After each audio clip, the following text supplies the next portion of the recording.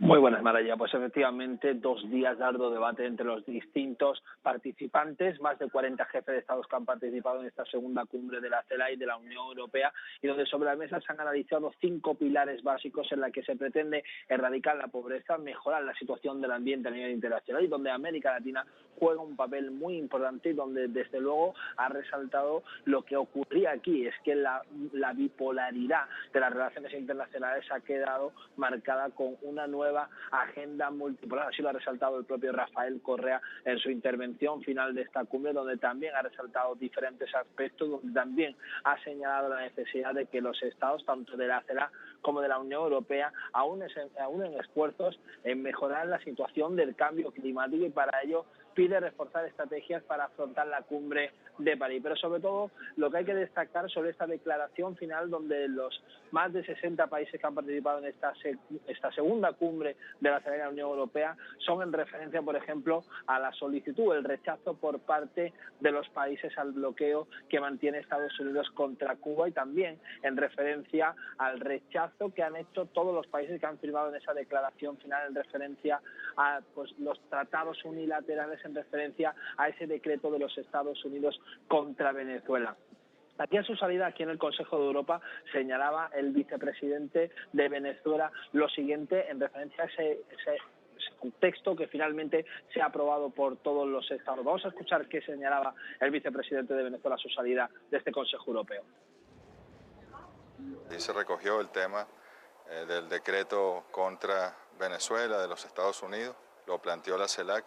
y la Unión Europea reconoció, y ahí está en uno de los párrafos, sin ningún tipo de objeción de ninguno de los 33 miembros de CELAC, por supuesto, pero tampoco de los 28 miembros de la Unión Europea.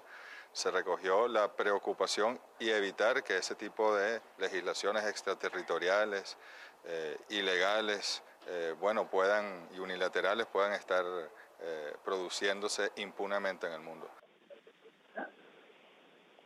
En referencia a ese rechazo que han mantenido, y también sobre todo destacar porque los países que han firmado este documento final han mostrado su preocupación en referencia a esas acciones unilaterales llevadas a cabo por parte de Estados Unidos contra Venezuela, y donde también ha destacado la relación que han mostrado aquí los distintos países, que siguen destacando que América Latina y el Caribe sigue siendo un promotor de la paz a nivel internacional y debe ser ejemplo también de la solidaridad de los pueblos. Y algo que ha remarcado constantemente son sus intervenciones por parte del presidente de Ecuador, Rafael Correa, que señalaba también lo siguiente en referencia a este rechazo por parte de este texto final de la cumbre de la CELAC y de la Unión Europea, que señalaba lo siguiente Rafael Correa.